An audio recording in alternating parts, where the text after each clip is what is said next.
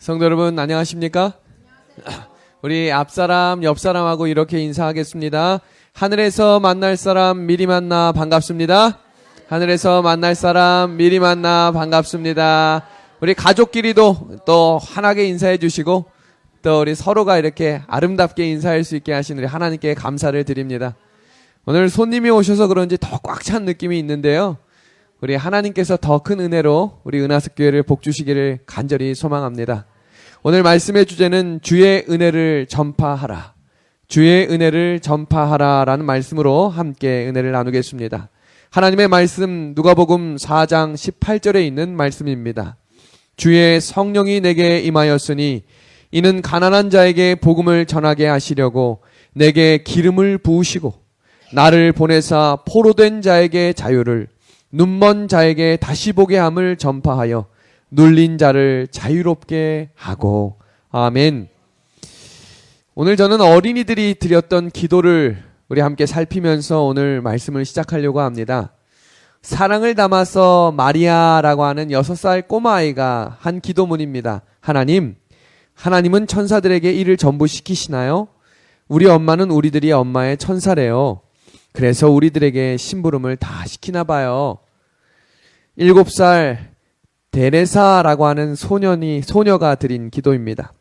사랑하는 하나님, 오른쪽 뺨을 맞으면 왼쪽 뺨을 대라는 건 알겠어요. 그런데 하나님, 여동생이 눈을 찌르면 어떻게 하시겠어요? 라고 기도를 했습니다. 다음으로는 7살 소년, 우리 라파엘이라고 하는 어린이가 드린 기도문입니다. 하나님, 만일 알라딘처럼 마술램프를 주시면 하나님이 갖고 싶어 하시는 건 다 드릴게요. 돈이랑 체스 세트만 빼고요. 우리의 마음을 준비하는 것이 무엇일까를 생각해보는 기도문입니다. 우리가 일주일 동안 하나님께 여러 기도를 드렸지만 하나님 갖고 싶은 거 다 드릴게요. 이것만 빼고요. 라고 기도하진 않았나요? 3월 17일은 제가 이 교회를 와서 하나님을 섬기도록 하신 춘천은하숙교회 성도들과 함께 사택 입주 예배를 드렸던 날입니다. 함께여서 참으로 행복했던 날이었고요. 김송택 장로님이 주셨던 말씀을 하나도 빠짐없이 제가 기억하고 있습니다. 제가 첫날 부임하여 3월 1일 금요일 저녁에 첫 번째 설교를 한 내용을 기억하고 계신 분이 혹시 계신가요? 기억하실 수가 없죠. 왜냐하면 그날 3분만 오셨으니까요. 그러면 3분 중에 우리 퀴즈를 내도록 하겠습니다. 제가 너무나 사랑하는 우리 두 장로님 내외와 우리 성미숙 집사님이신데 3분 중에 제가 한 분은 기억하시리라고 생각합니다. 한 분은 지금 이 두 아들이 있는데 퀴즈예요. 퀴즈. 그때 이제 두 아들도 있었기 때문에 맞추시면 선물을 드릴게요. 제가 첫날 드렸던 설교의 주제만이라도 한번 기억해 주시겠습니까? 네? 다 잊어버렸다고요? 그럴 리가 없어요. 다 기억하실 거예요. 하나님의 은혜. 네, 물론 그 설교 내용에 있었습니다. 제가 힌트를 드리면 요거 기억나시나요? 이거? 마음과 마음이 이어지는 춘천 은하숙교회. 그럼 첫 번째 마음과 두 번째 마음은 무엇일까요? 첫 번째 마음은 예수님의 마음이고 두 번째 마음은 우리의 마음입니다. 예수님의 마음과 우리의 마음이 하나가 될 때 하나님이 기뻐하시는 교회가 되고 하나님의 꿈을 이루는 교회가 될 것입니다. 라고 제가 설교를 했습니다. 기억하시는 분만 아멘 하시면 되겠어요. 아니, 안 오셨는데 어떻게 기억하세요? 하나님이 이런 교회를 세우시길 원한다라고 제가 첫날 설교를 준비할 때 대충 준비했을까요? 열과성을 다해서 하나님의 은혜가 함께 하시길 기도하면서 준비했을까요? 후자입니다. 정말 열심히 준비했습니다. 왜냐하면 첫 번째 설교는 어떤 설교보다 중요하다는 사실을 알고 있기 때문입니다. 제가 왜 이렇게 첫 번째 설교를 강조하냐면 오늘 본문 성경의 이야기가 바로 예수님이 공생애를 하시면서 첫 번째로 하신 설교였어요. 30년 동안 설교했다는 내용이 나오지 않거든요. 그 예수님이 30년이 지난 이후에 이제 3년 반의 공생애를 시작하는 첫 번째 자리에서 첫 번째 설교를 하려고 30년 동안 준비한 설교를 하신다면 어떤 설교를 하실까요? 그들에게 어떤 이야기를 하고 싶으실까요? 예수님이 그토록 기다렸던 설교의 내용을 가지고 설교의 주제를 가지고 사람들이 모여 앉은 그 자리에 성경을 피십니다. 그 이야기가 오늘 본문 누가복음 4장에 나오는 이야기입니다. 그러면 오늘 이야기가 좀 더 새롭게 느껴지시겠죠? 한번 오늘 본문의 이야기를 다시 봅니다.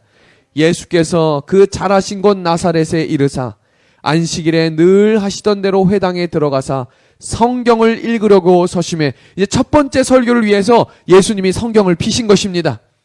선지자 이사야의 글을 들이거늘 책을 펴서 이렇게 기록된 대로 찾으시니, 예수님이 그냥 하신 말씀이 아니라 자, 다 같이 이사야 61장을 피겠습니다 하면서 첫 번째 설교를 시작하신 것입니다. 곧 주의 성령이 내게 임하셨으니 이는 가난한 자에게 복음을 전하게 하시려고 내게 기름을 부으시고 나를 보내사 포로된 자에게 자유를, 눈먼 자에게 다시 보게 함을, 전파하여 눌린 자를 자유롭게 하고 주의 은혜의 해를 전파하게 하려 하심이라 하였더라. 책을 덮어 그 맡은 자에게 주시고 앉으시니 회당에 있는 자들이 다 주목하여 보더라. 예수님이 첫 번째 설교를 하신 장면의 배경을 이해하셔야 됩니다. 예수님이 사역을 시작하시면서 예수님은 제일 먼저 침례를 받으시고 그 자리에서 성령을 받으셨습니다. 근데 그때의 어머니의 상태는 어땠냐는 것입니다. 예수님이 침례를 받으셨던 그때에 우리 어머니 마리아는 뭐 했냐는 것입니다. 그때 어머니의 동반자였던 요셉이 죽었어요. 남편이 죽은 사별의 아픔을 아시나요? 제가 이 예언의 신 말씀을 보니까 어머니의 그 고통은 이루 말할 수 없었다라고 기록되어 있습니다. 너무나 낙심되고 슬픈 마음으로 집에 앉아있는 어머니를 내려놓고 예수님이 어딜 가신 거예요? 침례를 받으러 가셨던 것입니다. 그러면 침례를 받았으면 그 엄마의 아픈 마음을 알았다면 어디로 돌아갔어야 돼요? 어머니한테 갔어야 되는데 그때 성령에 이끌려 어디로 가셨어요? 광야에 시험을 받으러 가신 것입니다. 무려 며칠 동안? 2달 동안 말입니다. 이 장면이 이해가 되시나요? 얼마나 힘들고 낙심 가운데 있는 가정을 그대로 내려놓고 성령에 이끌려 광야에 가셨습니다. 40일이 지난 이후에 드디어 예수가 돌아온다는 소식을 어머니가 들었습니다. 어머니가 예언의 말씀이 이렇게 되어 있어요. 어머니가 슬픈 2달의 아픔을 뒤로 한 채 사랑하는 아들을 만나러 가는 그 기쁨은 이루 말할 수가 없었다. 12살의 아들을 잃었던 사흘을 기억하시나요? 그때 다시 찾았던 아들을 찾는 기쁜 마음을 가지고 어머니 마리아는 예수를 향해 나아갔다. 그 둘이 다시 만난 자리가 어딘 거예요? 설교의 첫 번째 자리였던 것입니다.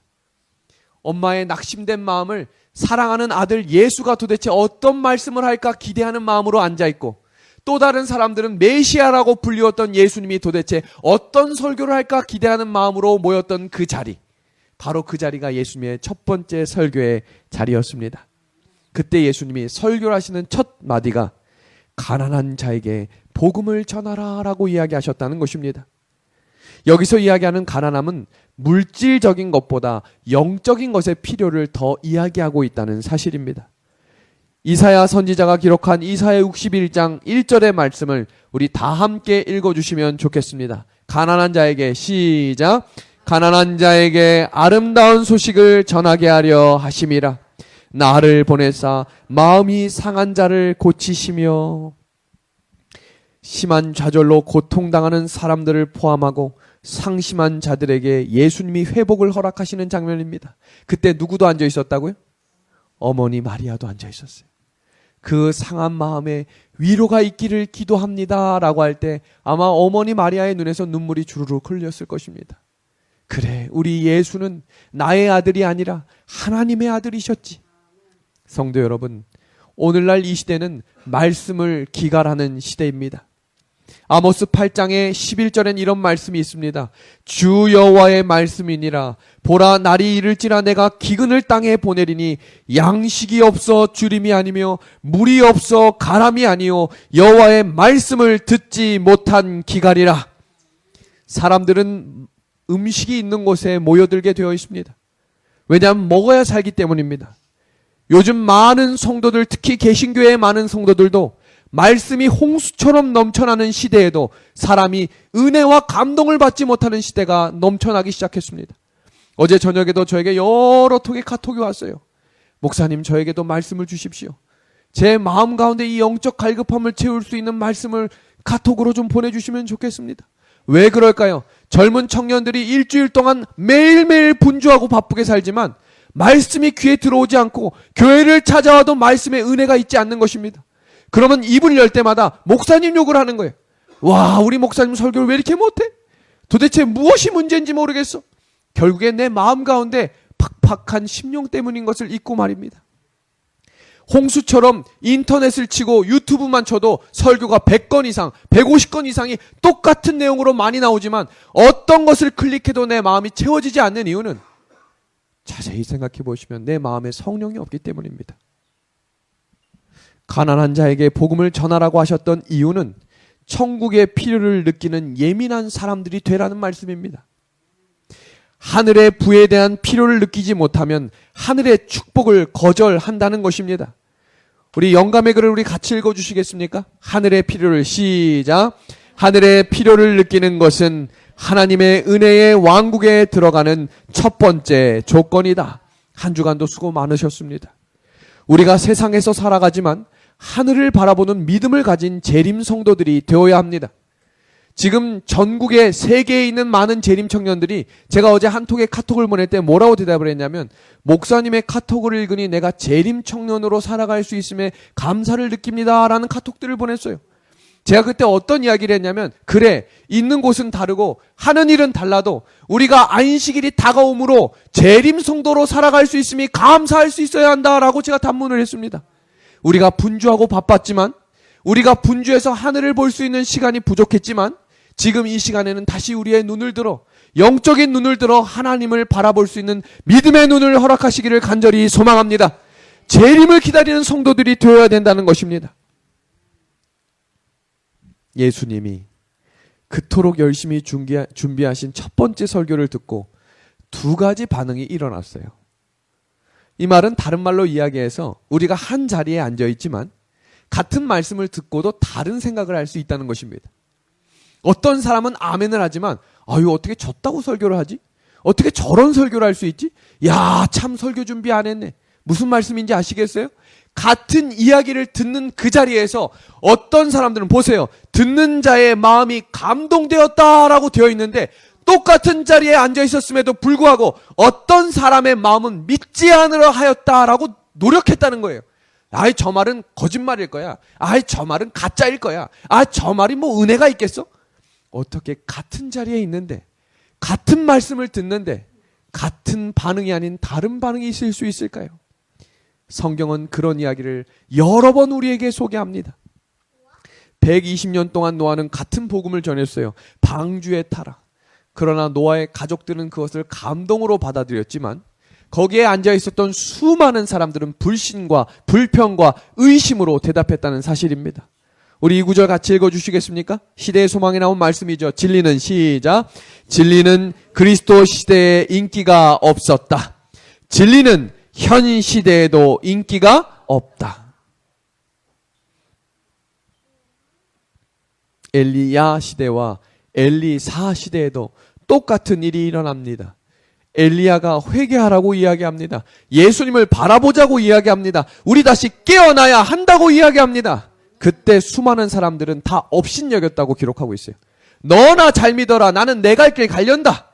너나 똑바로 해라. 나는 내 삶이 너무 분주하다. 그런데요, 그때 한 이방 여인 한 명 사르밧 부인은 자기가 먹고 살 것이 없는데도 하나님의 말씀을 신뢰함으로 그 선지자 엘리야를 위해 모든 것을 내려놓았습니다. 그때 하나님이 그의 삶을 건져주셨어요.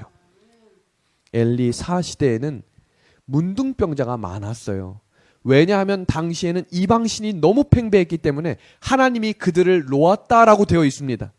그때 나만 장군이라고 하는 사람만 문둥병이 걸렸던 게 아니라 수 길거리에 많은 문둥병자들이 있었습니다. 자, 그러면 엘리사가 문둥병이 나을 수 있는 방법을 알려주지 않았을까요? 아니에요. 하나님을 바라보고 하나님 말씀에 순종하면 나을 수 있다고 설명했습니다. 그러나 많은 사람들은 그 말을 업신여겼어요. 그런데 한 이방 나라의 장군 나아만이 그 먼 거리에서 하나님의 말씀 듣겠다고 따라와서 마음에 약간의 부담은 있었지만 온전히 순종했을 때 회복되었던 것입니다. 이때 아멘하는 거예요. 하나님이 살아계시고 하나님의 말씀대로 순종할 때 우리의 삶은 회복될 것입니다. 그것이 시대의 소망에 이렇게 말씀하는 거예요. 자신은 하나님의 도움이 크게 필요하다는 것을 느꼈다. 그는 하나님의 은혜를 받을 만한 사람이었다. 우리 붉은 글씨 읽고 우리 크게 한번 아멘 하겠습니다. 자신은 시작. 자신은 하나님의 도움이 크게 필요하다는 것을 느꼈다. 아멘. 필요를 느끼는 사람만이 은혜를 경험할 수 있다는 것입니다. 진리는 그리스도 시대에 인기가 없었습니다. 진리는 현 시대에도 인기가 없습니다. 그럼 지금 현재 아무도 예수님의 말씀을 기대하지 않을까요? 아니라는 거예요. 누군가는 말씀의 은혜를 받을 준비를 하고 이 자리에 왔다는 것입니다. 저한테 어제 한 통의 문자가 왔어요. 제가 진리의 뿌리라고 하는 사이트에서 설교를 하고 있는데요. 성령 하나님의 영이 저를 감동시켜 주셨습니다. 제 생애의 일부분만을 하나님께 드려놓고서는 항상 실망하고 의기소침해졌습니다. 그런데 오늘 말씀을 통해 주님께 나의 온전한 생애를 바쳐야겠다는 뜻을 정하게 되었고 실천하려는 마음을 세우게 되었습니다. 꾸준한 기도와 말씀 연구로 바꾸어 가겠습니다. 아멘. 어떤 사람은 같은 말씀을 듣고 성령에 반응하여 말씀대로 살기로 결심하고 있다는 것입니다. 우리 하늘가족 여러분, 우리 모두가 하나님의 필요를 느끼는 사람들 맞습니까? 그 은혜를 필요를 느끼는 우리들에게 하나님의 충만한 은혜가 함께 하시기를 간절히 소망합니다. 가난한 자에게 복음을 전하라라는 말은 심령이 가난한 자는 복이 있겠다라는 말씀을 다른 말로 표현하신 거예요. 여기에 복이 있겠다라는 말은 blessed입니다. 이게 무슨 말이냐면 우리가 행복하세요라고 할 때 happy라고 하는 단어를 쓰잖아요. happy라고 하는 단어는 happen이라고 하는 단어인데 이 단어는 다른 말로 표현하면 우연히 오는 그냥 기회라는 거예요. 그러나 성경이 이야기하고 있는 복은 blessed라고 하는 이 단어는 어떤 의미냐면 bleed라는 겁니다. bleed라고 하는 뜻이 뭐냐면 피예요. 피. 다른 말로 이야기하면 구약의 제사를 왜 드렸냐면 깨진 관계가 피가 있어야만 회복될 수 있다고 하는 설명을 하기 위해서 구약에 피가 있었던 것이거든요. 다른 말로 이야기해서 심령이 가난한 자는 복이 있겠다라는 말은 예수님의 피를 입어야 우리에게 다시 복이 회복된다 이 말입니다. 다른 말로 이야기하면 하나님과의 바른 관계를 가질 때 우리는 다시 회복될 수 있다라는 말입니다. 종로의 계단에 이런 말씀이 있습니다. 이기적인 사람은 고독하고 슬픔으로 가득 차게 된다. 그러나 하나님을 섬기는 일에는 영속적인 기쁨이 있다. 우리가 항상 하나님과 바른 관계를 가지고 하나님을 의지하고 살면 마음이 안정되고 지속적인 행복을 가질 수 있습니다. 오늘 이 예배가 하나님과의 관계가 다시 회복될 수 있는 예배가 되기를 우리 예수님의 이름으로 간절히 소망합니다. 한 신문기사에서 60, 70대가 인생의 황금기다. 이 글 보니까 좀 눈이 띄어지시지 않으세요? 60, 70대, 80대도 계시지만 이제는 인생이 100세 시대이기 때문에 60대면 준청년입니다. 이 70대도 은퇴하시면 안 돼요. 여전히 일해야 됩니다. 80대? 일해야 합니다. 이제는 99세쯤 돼서 은퇴하셔야 돼요. 왜냐하면 여전히 팔팔하고 일할 수 있는데 은퇴라는 말이 말이나 됩니까? 여기에 99세가 넘은 우리 한 연세대학교 철학과 김형석 교수님이 이런 말을 하셨어요. 사명감을 가지면 노년이 고독하지가 않다. 그럼 도대체 어떤 사명감을 가지면 고독하지 않겠냐는 것입니다. 잘 보십시오. 이런 말을 하셨어요. 타인에게 작은 도움이라도 줄 수 있다면 건강한 것입니다. 나누는 것, 그것이 사람의 사명입니다. 건강하시기 원하시나요? 그럼 나누셔야 됩니다. 여기서 나누라고 하는 것은 돈이 아니에요. 뭘 나누라고 하는 거냐면 이분이 그리스도인이거든요. 복음을 나누라는 것입니다. 그러면 그 인생이 헛살지 않고 외롭지 않고 고독하지 않겠다는 거예요. 전 이때 아멘 했어요. 우리가 인생을 나이가 더 멀어져 갈수록 하나님 안에서 건강한 삶을 살 수 있는 비결은 하나님의 복음을 나누는 일을 쉬지 않는 것입니다. 여기 보십시오. 우리 은하숙 교회는 전도하지 않으면 죽는 교회가 될 것입니다. 이 교회가 살아남으려면 반드시 전도해야 합니다. 가만히 앉아있는다고 오는 교회가 아니에요. 이제 이 시대는 복음을 전하지 않으면 교회가 죽게 되어 있습니다. 지금 한 신문을 보니까 기독교 저널에 이런 기사가 나왔어요. 1년에 600개의 교회가 문을 닫고 있습니다. 그 교회에 은하수 교회가 들지 않으려면 전도해야 됩니다. 그 600개 교회의 대부분 교회는 다 안주하는 교회였어요. 그냥 되겠지. 누군가가 전도하겠지. 아, 목사님이 열심히 하니까 교회가 잘 되겠지. 그런 교회는 다 문 닫았어요. 은하수 교회가 3년 안에 온전히 회복되고 하나님이 살아계심을 경험하는 교회가 되려면 누구 한 사람만 전도하는 게 아니라 우리 모두가 함께 전도하는 교회가 되어야 합니다. 이 글을 보십시오.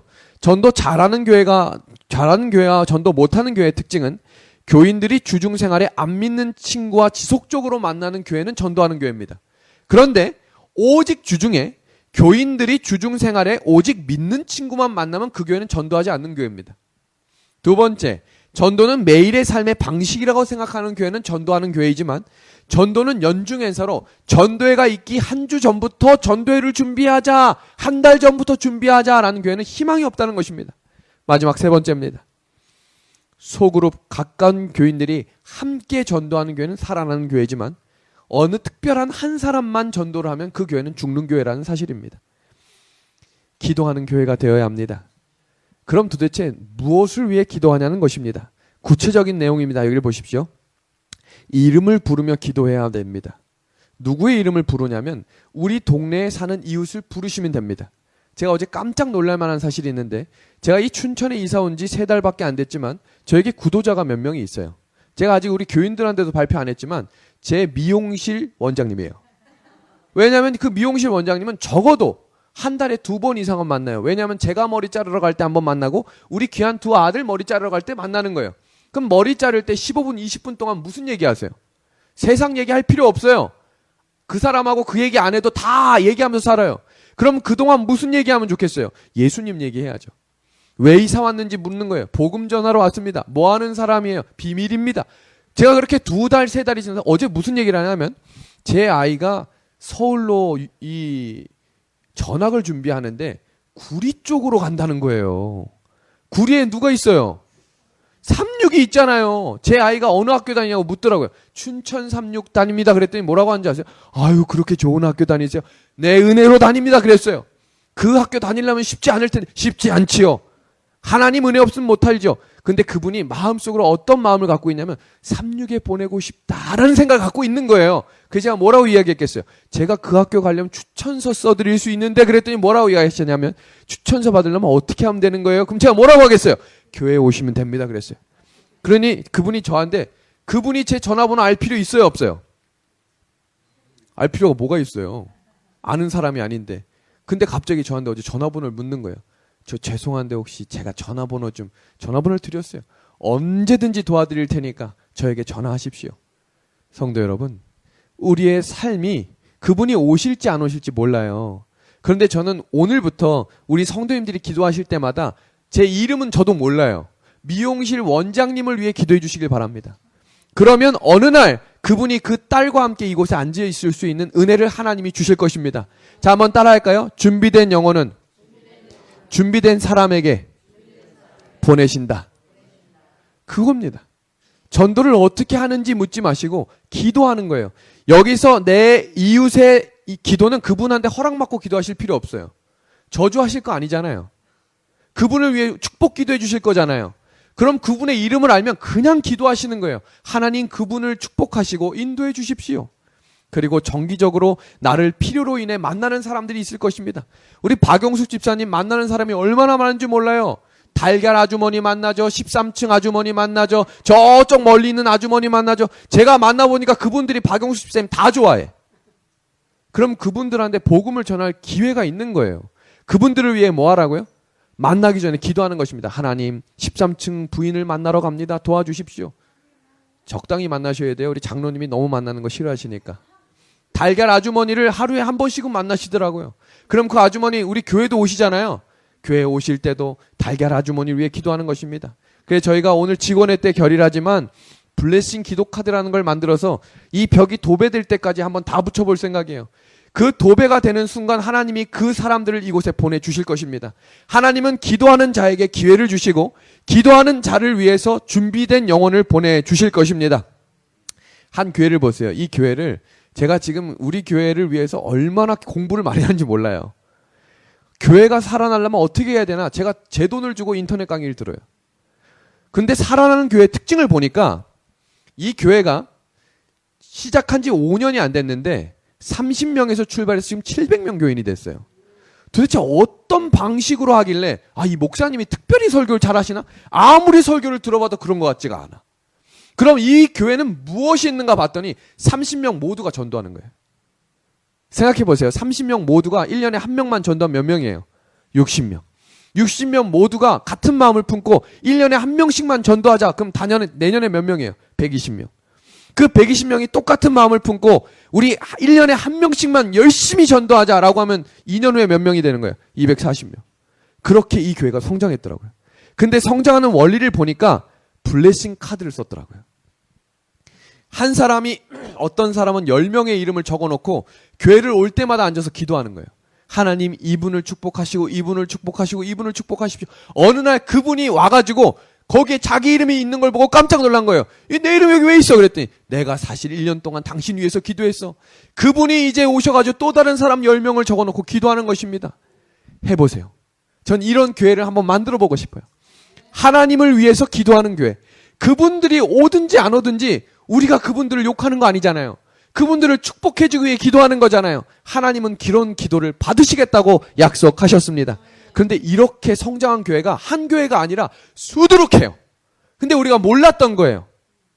우리가 예수님이 가장 먼저 하셨던 설교, 가난한 자에게 복음을 전하라. 그때 가장 감동받았던 마리아의 눈물을 예수님은 보셨다라고 되어 있습니다. 두 번째 설교는 포로된 자에게 자유를 주라라고 이야기하셨습니다. 여기에 한자 하나가 있는데요. 이 한자는 죄라고 하는 단어입니다. 죄라고 하는 단어의 의미는 넉사의 안일비가 합쳐진 단어입니다. 4가지 죄가 그물에 걸렸다는 것입니다. 제가 방금 전에 우리 희종군하고 성경 공부를 했을 때 이 죄에 대해서 설명을 해줬어요. 죄라고 하는 것은 걸려서 내려가지 않는 것입니다. 내 의지대로 살아갈 수 없는 것입니다. 생각해 보세요. 세상 사람이 자유로울까요? 예수님 믿는 사람이 자유로울까요? 세상 사람들은 우리에게 이렇게 얘기합니다. 아우, 재림 성도들 먹을 것도 마음대로 못 먹지, 술 못 먹지, 담배 못 피지, 아우 불편해서 어떻게 살아? 근데 이렇게 거꾸로 얘기할 수 있어요? 술 먹으면 병 걸리지, 술 먹으면 중독되지, 중독되면 그거 없으면 못 살지. 자 보세요. 술을 먹을 수도 있고 안 먹을 수 있는 내가 자유로운 거예요. 술 없으면 못 사는 저 사람이 자유로운 거예요. 죄로부터 자유로울 수 있는 것은 하나님께서 우리에게 주신 선물입니다. 그런데 한국 사람들의 특징을 한 신문 기사를 보니 이렇게 이야기합니다. 한국은 세상의 영향으로부터 자유롭지 못하다. 12살이 될 때까지 8,000번의 살인 장면을 TV와 인터넷 매체로 보게 된다는 거예요. 우리가 너무나 자주 보는 거죠. 살인이 일어났는데 묻지마 살인이 일어났고 방화 사건이 일어났고 20살이 될 때까지 20만 번의 폭력 장면을 내 의지와 상관없이 보게 된다는 거예요. 20살이 될 때까지 16,000번의 살인 장면을 보게 되고 하루 38번 정도의 자극적인 성적인 매체를 보게 되며 1년에 18,000번 정도를 접하게 되는 세상이 지금 오늘 이 시대를 살아가고 있는 오늘날 우리 세상이라는 것입니다. 다 포로로부터 자유로울 수 없다는 것입니다. 로마서 7장 19절의 말씀입니다. 내가 원하는 바 선은 행하지 아니하고 도리어 원하지 아니하는 바 악을 행하는도다. 성경 주석은 우리에게 이렇게 이야기합니다. 인간이, 우리 이 첫 번째 문장 같이 읽어보겠습니다. 인간이, 시작. 인간이 스스로 악한 힘에 저항하는 것은 불가능하다. 악한 욕망이 정복되기를 앞서 더 높은 힘이 영혼을 지배해야 한다는 것입니다. 현대의학은 이렇게 스스로를 통제하지 못하는 것을 뭐라 부르냐면 중독이라고 부릅니다. 현대인들이 지금 가장 많이 중독되어서 살아가는 게 뭐냐면 커피랍니다. 아침을 먹고 커피 한 잔, 점심을 먹고 커피 한 잔, 저녁을 먹고 커피 한 잔, 심심해서 커피 한 잔, 지나가면서 커피 한 잔. 이게 중독성과 같은 것이 얼마나 심한지 대한민국 길거리를 보세요. 건물에 한두 개씩 꼭 있는 게 커피숍입니다. 지금 우리 모든 대한민국 국민들이 커피에 중독되어 가고 있는데 재림 성도들도 여기에서 자유롭지 못하다는 것입니다. 두 번째는 술, 담배입니다. 그리고 세 번째는 드라마입니다. 그런데 이 세 가지 중에 더 중독성이 심한 한 가지는 무엇이냐면 바로 도둑질, 거짓말, 질투, 미움, 시기, 이런 나의 감정적인 것도 뭐가 될 수 있냐면 중독이 될 수 있다는 사실입니다. 성경 용어 사전에 자유라고 하는 단어를 이렇게 표현하고 있습니다. 자유란 하나님을 대적하는 세력에 종속된 상태로부터 뭐 하는 거예요? 벗어나는 것이다 라고 이야기하고 있습니다. 진리는 우리를 자유롭게 합니다. 우리 요한복음 8장 31절 32절에 너무나 중요한 말씀이기 때문에 우리 천천히 같이 읽어보도록 하겠습니다. 시작. 그러므로 예수께서 자기를 믿는 유대인들에게 이르시되 너희가 내 말에 거하면 참으로 내 제자가 되고 진리를 알지니 진리가 너희를 자유롭게 하리라. 그럼 자유롭게 하는 원리가 뭐냐는 것입니다. 내 말에 거하면 누가 된다고 했어요? 참 제자가 되고, 참 제자가 되면 무엇을 아는 사람이 되는 거예요? 진리를 아는 사람이 되고, 그 진리가 누구를, 너희를 뭐하게 하겠다고요? 자유롭게 하겠다는 것입니다. 그럼 참된 자유는 누구 안에 거하는 거예요? 성경 안에 거할 때 참 자유를 허락하신다는 것입니다. 톨스토이가 쓴 책에 이런 글이 나옵니다. 자기를 부정하는 것이 참된 자유를 누릴 수 있다는 것을 알아야 한다. 하나님이 원하시는 참된 자유의 길은 하나님의 뜻을 따라가는 길이다. 성도 여러분, 참된 자유를 경험하고 싶으신가요? 지금 아멘 안 하신 분들은 자유롭지 않아도 된다는 건가요? 참된 자유와 참된 회복이 필요하신 분들만 아멘 해보시길 바랍니다. 자, 근데 잘 보세요. 포로된 자에게 눌렸던 사람들이 있는데 요셉이었어요. 지금 제가 어린이 설교 요셉하고 있는데 어린이 설교 듣고 계신가요? 어린이 설교 꼭 들으시길 바랍니다. 5분밖에 안 되는 메시지지만 많은 영감이 있는 내용입니다. 요셉이 몇 년 동안 억울하게 살았냐면 22년을 억울하게 살았어요. 얼마나 속상했을까요? 제가 부조화 선지자하고 예언의 신을 읽으면서 많이 마음이 아팠어요. 요셉이 노예로 팔려갈 때 그 마음이 어땠냐면 죽을 만큼 힘들었다고 돼 있어요. 17살 소년이 내가 왜 끌려가는지 이해를 못하는 거예요. 내가 도대체 하루 지금 몇 시간 전만 해도 아버지 품에서 그 지역에서 제일 부잣집 아들이었어요. 없는 거 없을 만큼 다 갖춰진 아들이 하루아침에 반나절 사이에 노예가 된 거예요. 그 형들이 얼마나 미웠을까요? 예수님을 사랑했다고는 돼 있지만 한켠에는 섭섭한 마음이 가득했다 이렇게 돼 있어요. 그런데 그때부터 잘 풀리면 되는데 잘못한 게 없는데 감옥에 갔어요. 감옥에 가가지고 꿈 잘 풀어줘가지고 술 맡은 관원장한테 뭐라고 부탁을 했냐면 왕 앞에 가시거든 제발 나 좀 기억해 주세요 그랬는데 2년이라고 하는 시간 동안 잊혀지면서 지내서 요셉의 마음은 포기했다 돼 있어요. 그렇게 22년이 지난 거예요. 그리고 그 산전수전 다 겪고 한 나라의 총리가 되어서 이렇게 순찰을 하고 있는데 22년 동안 한 번도 잊은 적이 없었던 10명의 형이 저기서 걸어오고 있는 것입니다. 요셉은 지금 한 나라의 최강의 힘을 가진 총리입니다. 어떻게 하고 싶을까요? 그때 어떻게 돼 있냐면 요셉은 기도했다 이렇게 돼 있어요. 그리고 하나님의 뜻을 따라 그 형들을 안아준 거예요. 화를 낼 수도 있고요. 당신들 왜 그랬어? 라고 이야기할 수도 있지만 하나님이 준비하셨다라고 이야기한 거예요. 그때 하나님의 뜻이 이루어진 것입니다. 성도 여러분, 용서가 이루어져야 됩니다. 미운 사람이 왜 없겠어요? 저희 집에 사는 사람도 제가 밉다는데 미운 사람이 왜 없겠어요? 다 미운 거지. 그러나 하나님의 뜻을 알기 위해서 우리는 용서해야 되는 것입니다. 다윗이 자기가 원해서가 아니라 하나님이 계획하셔서 기름 부음을 받았는데 그때부터 뭘 잘못했는지 누가 창을 던져요. 돌멩이를 던지는 게 아니고요. 시퍼런 여기 창 끝이 닿으면 죽는 칼을 던진다니까요. 그렇게 10년을 도망 다녔어요. 그런데 어느 날 내 앞에서 그 왕이 잠자고 있는데 내 손엔 칼이 있어요. 근데 뒤에 있는 사람이 뭐라고 이야기하냐면 왕 나한테 명령만 하면 내가 대신 찌를 테니까 걱정하지 말고 명령만 내려줘라고 이야기해요. 10년 동안 나한테 창 던진 사람이 내 앞에서 자고 있다니까요. 그런데 뭐라고 이야기하냐면 하나님이 심판하실 것이니 용서하자. 그때 뒤에 있었던 사람이 이해할 수 없었다고 되어 있어요. 그런데 다윗이 용서하자 그랬어요. 그때 하나님이 채워주신 것입니다. 그리고 다윗을 뭐라 불렀냐면 하나님의 마음에 합한 자라고 불러주신 것입니다.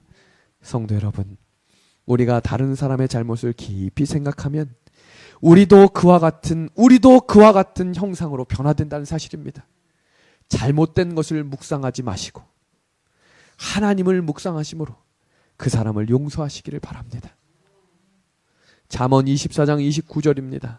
너는 그가 내게 행함같이 나도 그에게 행하여 그가 그 사람에게 갚겠다 말하지 말지어다. 인간관계에 억울한 부분이 있으시거든 스스로 해결하려 하지 마시고 하나님께 맡겨야 합니다. 그리고 마지막 설교 내용은 눈먼 자를 다시 보게 하라라는 것입니다. 많은 사람들이 그 당시에 소경이 많았다라고 생각하지만 그 당시에는 소경이 익숙했던 장면이 아닙니다. 그래서 성경에는 소경에 대한 이야기가 10번 이내로 나오는 것입니다. 그런데 예수님이 소경을 고쳐주시는 장면이 마가복음 8장에 기록이 되어 있는데요. 마가복음 8장에 기록한 장면 속에 예수님이 그 사람을 안수하고 눈을 뜨게 하신 다음에 이런 질문을 하세요.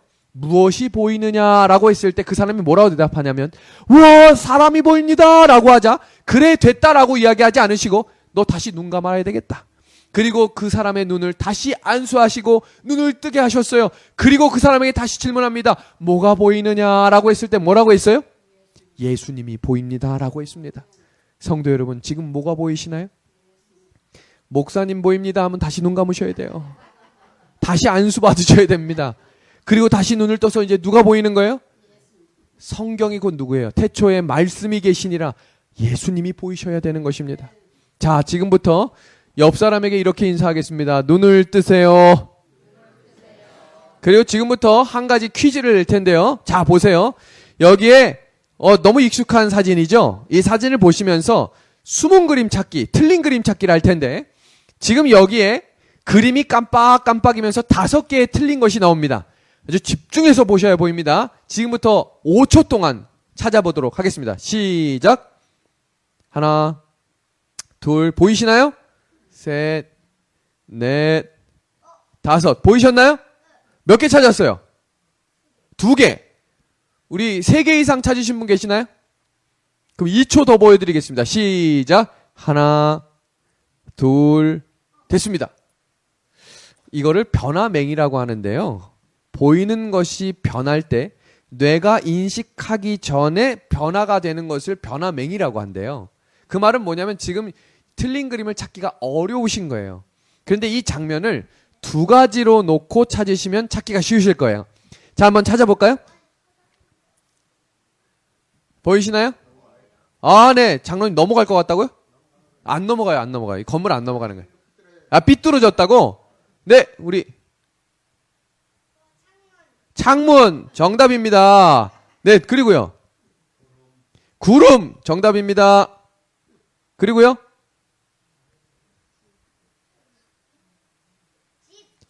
다 나왔나요? 빨간색? 보이는 것을 다 믿고 사시면 안 돼요. 보이지 않